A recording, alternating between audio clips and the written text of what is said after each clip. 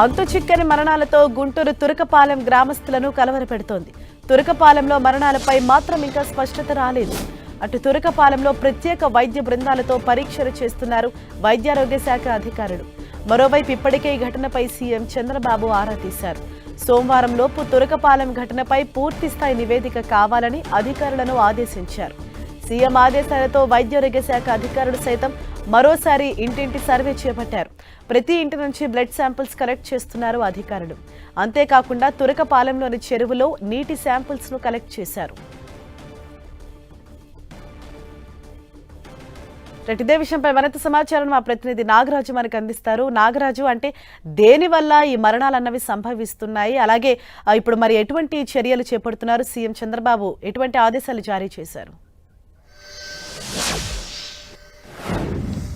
దాదాపుగా హరీష 2 నెలల నుంచి కూడా ఇక్కడ తురకపాలెం గ్రామంలో కూడా 38 మంది కూడా చనిపోవడం జరిగింది. డే బై డే కూడా చనిపోవడంతో కూడా అక్కడ ప్రజలందరూ కూడా ఒకంత కూడా ఆందోళన వ్యక్తం చేసిన పరిస్థితి ఉంది. అయితే దీని మీద కూడా ఇప్పటికే ప్రభుత్వం కూడా దీని మీద సీరియస్ కూడా అయ్యింది పరిస్థితి ఉంది. అటు వైద్య ఆరోగ్య శాఖ అధికారులు కూడా ఈ మరణాలు ఎన్ని సంభవిస్తాయని చెప్పి దాని మీద కూడా ఇప్పటికే సర్వేలుగా చేస్తున్న పరిస్థితి ఉంది. ఇప్పటికే 38 మంది చనిపోవడంతో కూడా ఎటువంటి సహజ మరణాలు లేదనుకుంటే బ్యాక్టీరియా చనిపోయారని చెప్పి దాని మీద కూడా ఇప్పటికే కూడా నివేదిక ఇవ్వాలని చెప్పేసి కూడా ముఖ్యమంత్రి చంద్రబాబు దీని మీద సీరియస్ అవడంతో కూడా రేపటి సాయంత్రంలోగా దీని మీద తుది నివేదిక ఇవ్వాలని చెప్పేసి కూడా ఇప్పటికే ఆదేశించడం జరిగింది. దీంతో కూడా అప్రమత్తమైన వైద్య అధికారులు కూడా మొత్తం కూడా ఇప్పటికే గ్రామాల్లో కూడా పారిశుద్ధ్య పనులు కానీ మిగతాది అంటే ఇప్పటికే 800 ఇళ్లకి వెళ్ళి కూడా వాటిని బ్లడ్ శాంపిల్ సేకరించారు.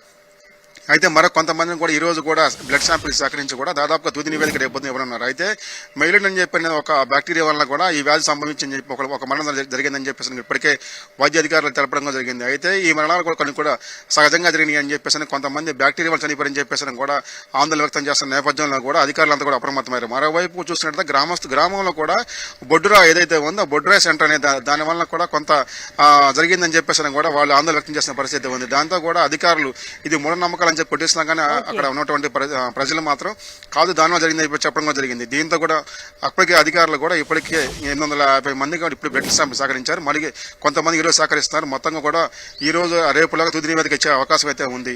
హరీష. Thank you Nagaraju.